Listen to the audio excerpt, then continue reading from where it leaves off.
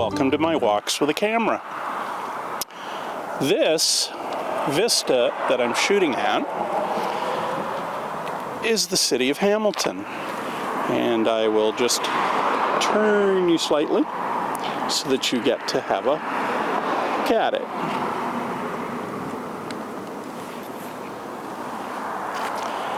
And that is what I'm shooting.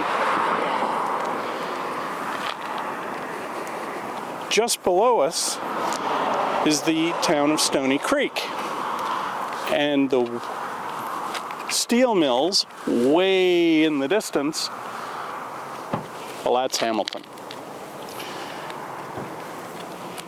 But I'm not just here for the view, because there's a really interesting historic plaque that's just down this road a bit. And that's where I'm going next, because it details a really interesting piece of Ontario history. The founding of what's known as the Women's Institute. Now, I first heard of the Women's Institute from my mother. And my mother grew up in the town of Meaford, which was a rural farming community up on Georgian Bay. And the Women's Institute, which was founded in 1898, played a key pivotal role in community activism, in teaching skills such as cooking and childcare, and ultimately helped to be the voice of women at the turn of the 19th and 18th century. Very cool. So let's go check out the Women's Institute. That way.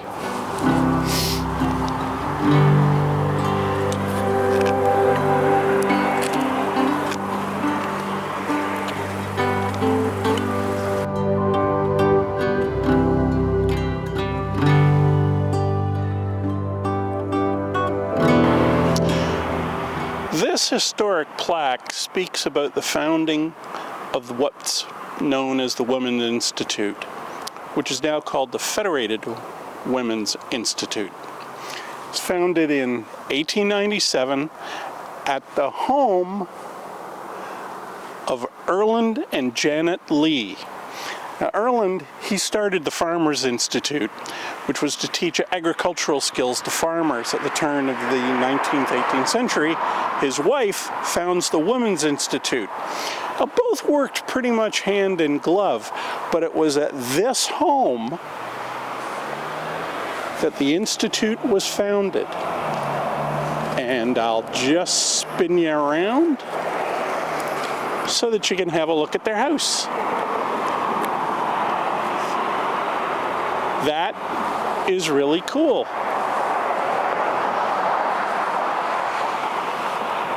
The Women's Institute spread all across Ontario. My mother was the one who told me about it when she was growing up in Meaford.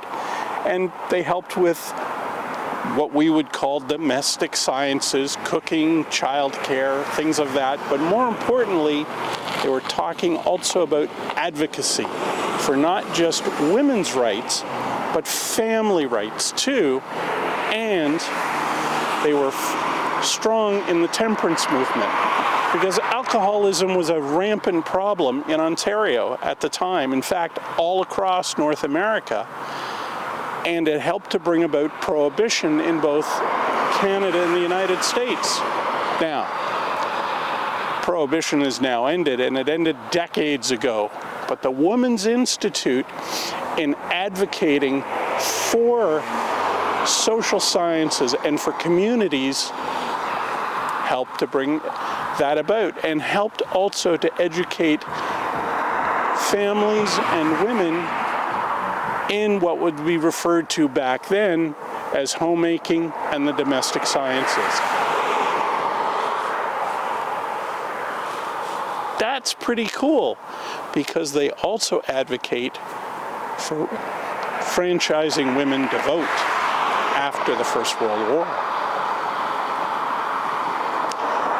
The Women's Institute is now a worldwide movement, helps to bring advocacy across the world in various countries, and it all started here.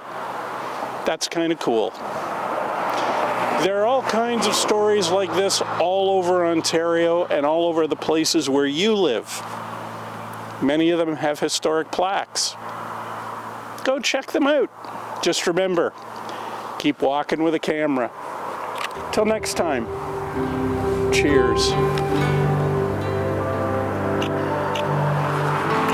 This is really cool.